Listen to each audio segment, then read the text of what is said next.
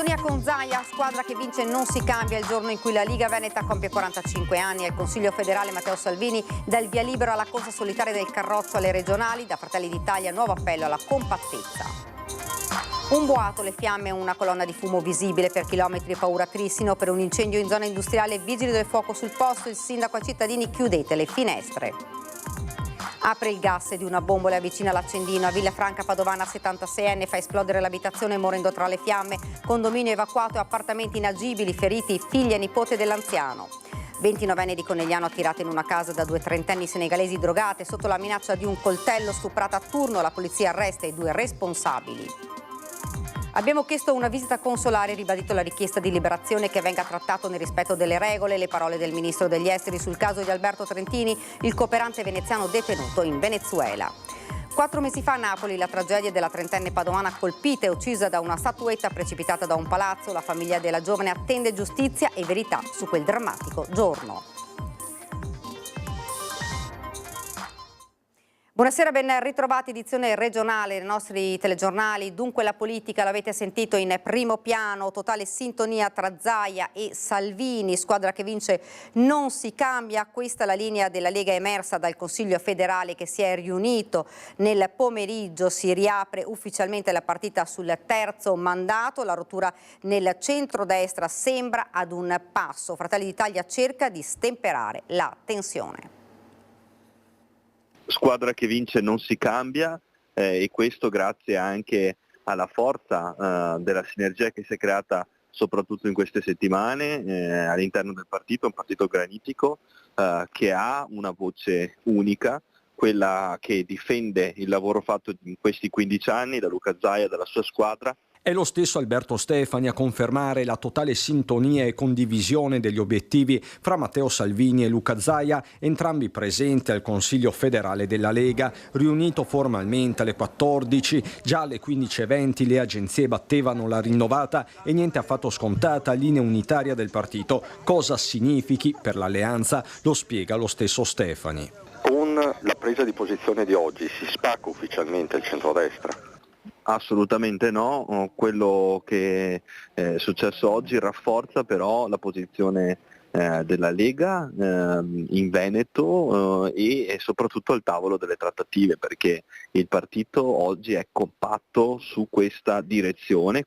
E su questo aspetto interviene il coordinatore regionale meloniano Luca De Carlo. La compattezza dei nostri alleati è sempre garanzia di un confronto sereno che sono sicuro porterà il centrodestra alla scelta del miglior candidato per guidare la regione per i prossimi 10 anni. Le parole di De Carlo: l'obiettivo del partito, della Premier, insomma, resta quello di evitare l'escalation nei toni. Certo, l'impresa è ardua, anche perché i fronti sono molteplici.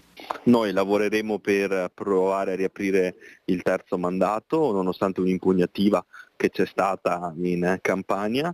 Noi crediamo che in ogni caso il Presidente della Regione Veneto debba essere un candidato della Lega. Tra questi resta il nome del sindaco di Treviso, presidente ANCI Mario Conte, intervenuto sul tema regionali già a metà mattina. Speriamo possa essere Zaia, se non sarà Zaia un sostituto all'altezza lo troveremo, che ovviamente deve fare tanta strada per arrivare ai livelli di Zaia, però anch'io insomma a Treviso per raggiungere i livelli di Gobbo e Gentilini ho dovuto fare tanta fatica e ancora non li ho raggiunti questi livelli straordinari. Dopo il Consiglio federale si suona la gran cassa, e questo nel giorno in cui si festeggiano i 45 anni della Liga Veneta, fondata a Padova nel 1980, una coincidenza che galvanizza i colonnelli. Quella che fino a pochi giorni fa sembrava l'idea di pochi visionari, oggi è diventata realtà. Dall'ultimo dei nostri militanti, passando per il segretario Stefani, per il presidente Zaia e per il segretario federale Salvini, tutti noi siamo compatti nella difesa della nostra linea del Piave. La Regione Veneto è per la Lega irrinunciabile. Siamo alla cronaca, andiamo a Trissino in provincia di Vicenza. Un boato, le fiamme, una colonna di fumo visibile per chilometri, paura per un incendio in zona industriale. Per noi sul posto ci sono la nostra Luisa Bertini e Simone Squarcina. Luisa, buonasera. Sì, buonasera a te, buonasera ai nostri telespettatori. Come vedete alle mie spalle le operazioni di spegnimento sono ancora in corso. Come anticipavi siamo a Trissino, in zona industriale. Si tratta di un'azienda che si occupa di soluzioni per il recupero di pile e accumulatori. Zona industriale di Trissino, le fiamme sono divampate nel primo pomeriggio e hanno comportato il fatto che l'azienda sia stata evacuata, così come le aziende limitrofe. Operazioni ancora in corso, nessun ferito è stato riscontrato, così come nessun intossicato. Sul posto sono intervenuti i vigili del fuoco, anche da Arzignano, i carabinieri, la polizia locale, i tecnici dell'ARPAV che hanno eseguito i campionamenti dell'aria, perché come anticipavi la colonna di fumo è stata visibile anche a grande distanza, tanto più che il sindaco di Trissino, Davide Faccio, ha invitato i cittadini a chiudere le finestre in via precauzionale, sindaco che noi abbiamo sentito e che adesso vi facciamo sentire insieme, poi la linea può tornare allo studio. Questa è un'azienda che raccoglie sostanze mie vecchie batterie a litio, quindi batterie cellulari, di orologi, e le separa, toglie il litio, che è la materia prima, e poi sostanzialmente fa buttare il resto. E purtroppo insomma è successo quello che non doveva succedere e si è presa fuoco tutta l'azienda. Non ci sono però né feriti né intossicati, giusto? No, fortunatamente diciamo che nella disgrazia almeno possiamo dire che non ci sono né feriti né intossicati, quindi almeno da questo punto di vista ci è andata bene. Quanti dipendenti conta l'azienda? Credo 4-5 dipendenti, una piccola azienda. Quindi è stata immediatamente evacuata, sono state evacuate anche le aziende limitrofe? Sì, qualche azienda limitrofa sì, e ovviamente l'azienda stessa, insomma. Lei ha suggerito ai cittadini, visto che la colonna di fumo si vede anche a distanza, di tenere le finestre chiuse? Sì, assolutamente, la colonna di fumo si dirige verso sud, quindi verso Arzignano, Montecchio, non so oltre perché ovviamente non ho avuto il tempo di andarci, ma ho già avvisato i colleghi a scopo precauzionale. Adesso l'ARPA sta facendo i campionamenti dell'aria, quello di non uscire e di limitare ovviamente le uscite e di tenere chiuse porte e finestre. Ecco, quando si sapranno più o meno i risultati ARPA? Non lo so, penso tra qualche ora insomma sapremo qualcosa di più. Ed ora andiamo avanti con il nostro telegiornale, sempre con la cronaca. Dramma nella notte a Villafranca Padovana, dove è esplosa parte di un'abitazione. L'innesco provocato da un anziano che prima ha aperto una bombola di gas e poi ha avvicinato l'accendino. L'uomo è morto nell'incendio. Salvi i familiari, racconto del nipote rimasto ferito insieme alla madre. Il nonno era avvolto dalle fiamme, anche perché nel momento in cui si è accesa, dopo era solo fiamme e non c'era più niente da fare. L'odore di gas e poi l'esplosione ha provato a sfondare la porta e a gettarsi sul nonno per evitare l'irreparabile. Marian, 22 anni, ha cercato di salvare lui e anche la mamma, ma la fiamma dell'accendino che il nonno teneva in mano in pochi istanti ha fatto bruciare l'aria satura di gas. Vittima della terribile esplosione è Johan Toma, 76enne romeno. Cosa sia passato nella sua testa resterà un mistero. È sera ormai quando si chiude in cucina e apre una bombola del gas da 25 kg. Nella stanza accanto il nipote che vive con lui e con cui fino a pochi minuti prima aveva dialogato tranquillamente. Ero in casa e ho sentito dei rumori strani e andando a chiedergli cosa sta succedendo mi ha detto solo di andarmene, che non c'era niente, e io sono uscito qua in strada con i cani per vedere cosa stesse succedendo e da fuori non si vedeva niente. In quel momento ho chiamato mia mamma per avvisarla che c'era qualcosa di strano e lei, tornando da lavoro, siamo entrati tutti e due e entrando ho sentito questo forte odore di gas e nella precipitazione ho sbattuto contro la porta per aprirla e nel momento esatto in cui io ho aperto la porta mio nonno, guardando me e mia mamma, ha fatto esplodere questa fuga di gas. Marian chiama la mamma al lavoro, la quarantenne si precipita a casa e tenta di parlare con l'anziano padre senza ricevere risposta. Accade tutto in pochi istanti. Stavo provando a prendergli l'accendino davanti per non fargli prendere fuoco e mi ha preso tutto il fuoco in faccia e io da là non ci ho più visto, ho detto mamma esci, ho preso mia mamma che si era ferita alla testa e l'ho portata fuori, poi sono rientrato per prendere i 2 cagnolini. La donna e il figlio, nonostante le ferite, hanno la forza di allertare tutti i vicini, facendoli uscire di casa e salvando così loro la vita. Ho citofonato, ho andato a bussare per dire di uscire e tutto, ho subito anche chiamato l'ambulanza e anche il vigile del fuoco. Sul posto arrivano i carabinieri e i vigili del fuoco che hanno domato le fiamme e il boato ha sventrato la cucina. Danni ingenti anche negli appartamenti che sono stati dichiarati inagibili. 7 persone sono state evacuate. Una tragedia senza spiegazione per la famiglia di Johan, tranquillo pensionato, arrivato 18 anni fa dalla Romania per stare vicino alla figlia e nipote. Niente faceva presagire a questo drammatico epilogo. Mi ha cresciuto da quando ero piccolo, mi ha portato qua in Italia, mi ha curato perché avevo l'asma e i dottori hanno detto che l'Italia ha un'aria molto più pulita, mi ha portato su in montagna, mi portava tra gli ospedali,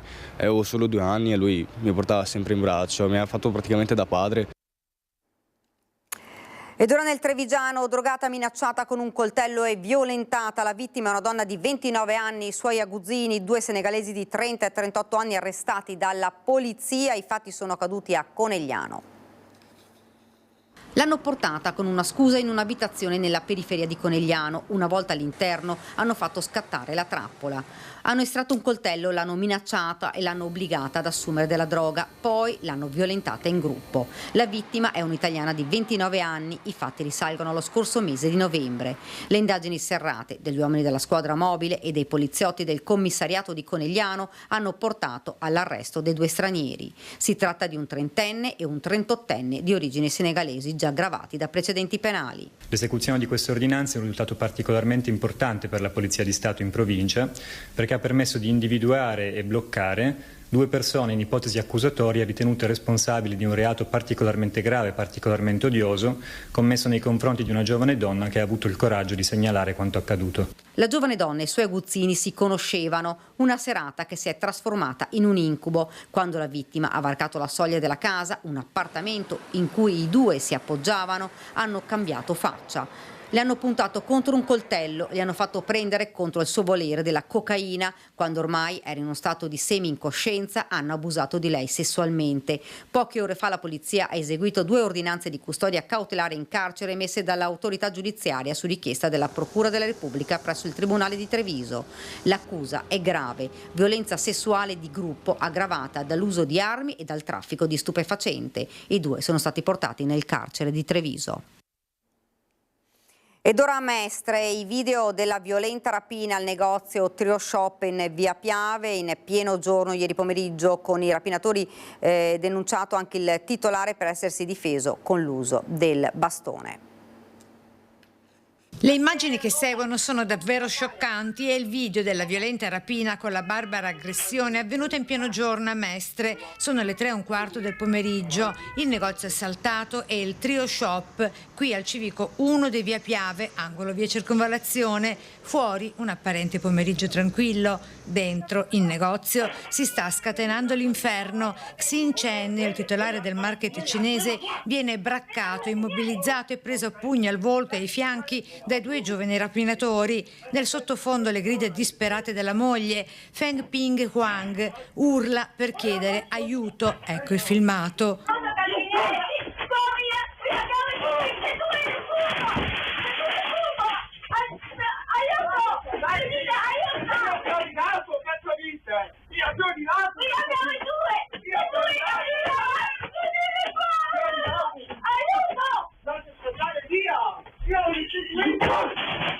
Il pestaggio nato dopo un acceso alterco. I commercianti, dai video delle telecamere di sorveglianza interne, vedono in diretta il furto di oggetti vari e ne pretendono il pagamento, mentre i 2 rapinatori, dopo essersi riempiti tasche e zaino della rifurtiva, non sentono ragione.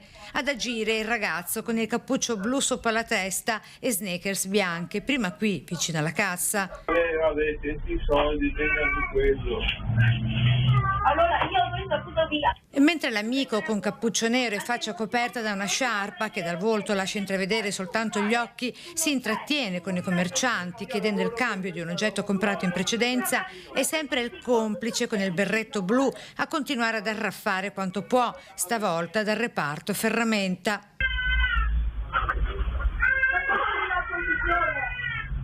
Se tu non va bene cambiare cambiare, perché adesso non me lo cambi.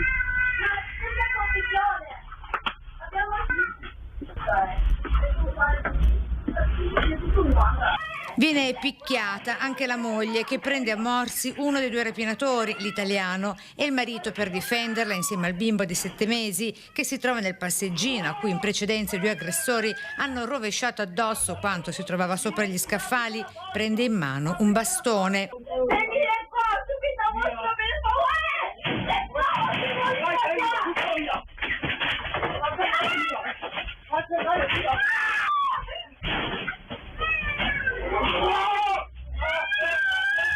A finire denunciato con i 2 rapinatori anche il negoziante cinese per essersi difeso e aver difeso la propria famiglia con l'uso del bastone.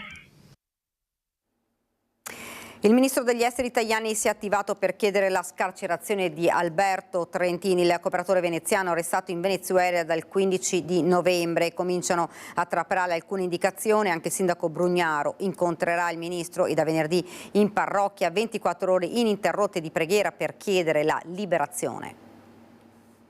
Alberto Trentini, il cooperatore veneziano 45enne di cui dal 15 novembre non si aveva più alcuna notizia, si trova detenuto in carcere in Venezuela. Lo ha detto ufficialmente il nostro ministro degli esteri Antonio Tajani, specificando che la Farnesina ha già chiesto la visita consolare, oltre al rispetto delle condizioni carcerarie dignitose per il nostro connazionale. Un primo risultato, seppur ancora molto parziale, è stato dunque raggiunto anche grazie alla mobilitazione. Dopo 2 mesi si è finalmente rotto il silenzio circa la sorte del cooperante originario del Lido di Venezia, in missione umanitaria con un'organizzazione non governativa per portare aiuto alla popolazione martoriata dalla dittatura. Nelle prossime ore anche il sindaco di Venezia Luigi Brugnaro si recherà a Roma per incontrare il ministro. Tajani ha poi aggiunto che ci sono anche altri 8 detenuti italo-venezuelani per i quali è stata chiesta la liberazione.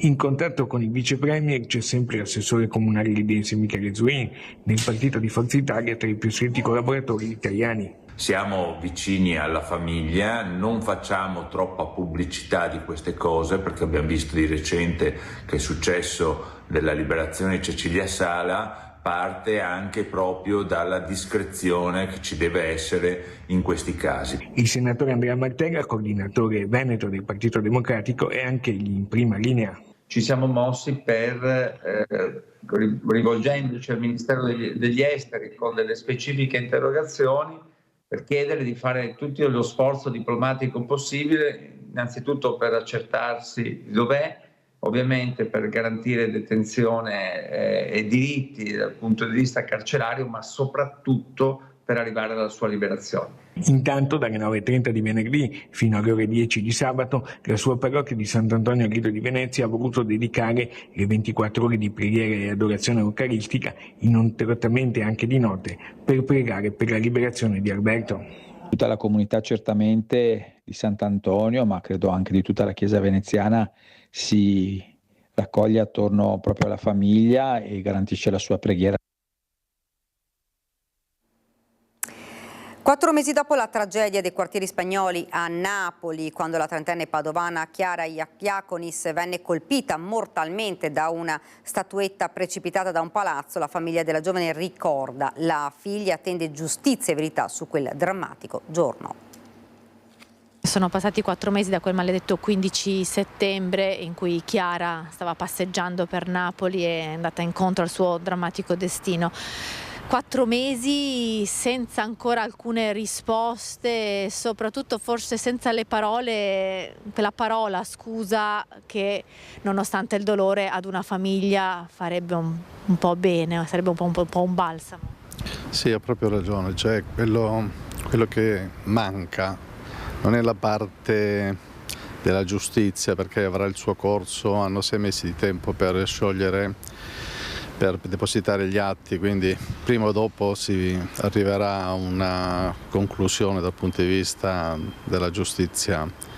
Quello che manca è quello che diceva lei, proprio una parola di scusa, cioè un prendersi le proprie responsabilità, perché quel fatto che è accaduto a Napoli, come ho già detto, avrebbe potuto succedere in qualsiasi altra parte del mondo, però appunto a uno un uomo dovrebbe assumersi la propria responsabilità, a dire non l'ho fatta apposta, sono stato io, e andare incontro a alle conseguenze di questa sua responsabilità. Quello che manca appunto è questa presa di responsabilità che avrebbe dovuto esserci e ancora non c'è. Qui c'è un'azione umana, non un fabbricato da cui è caduto un cornicione, una tegola. Qui c'è un'azione umana, quindi è proprio una responsabilità personale di questi signori. Un'assenza di scuse che pesa sul dolore immenso della famiglia di Chiara, che attende il corso delle indagini, certi e fiduciosi della giustizia. Papà Gianfranco è sicuro che la verità verrà fuori, ma ammettere le responsabilità sarebbe stato un segno importante in questa triste storia che ha strappato per sempre il sorriso e l'affetto di una figlia alla sua famiglia. Ci può lasciare con un ricordo di Chiara? Sono tanti i ricordi di Chiara. Forse quello che mi viene in mente adesso è il sorriso e l'abbraccio. Quando lei tornava da Parigi in aereo, andavo a Venezia a prenderla.